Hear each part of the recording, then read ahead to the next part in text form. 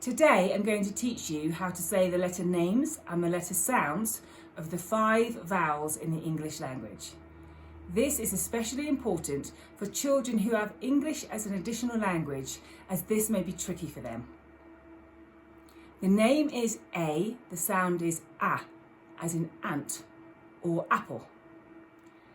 The name is E, the sound is E, as in egg or elephant.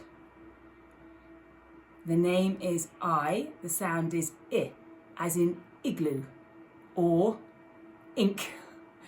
The name is O, the sound is O, as in octopus or orange.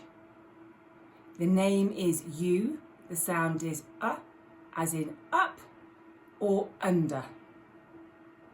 Thanks for watching. Please share, like and subscribe.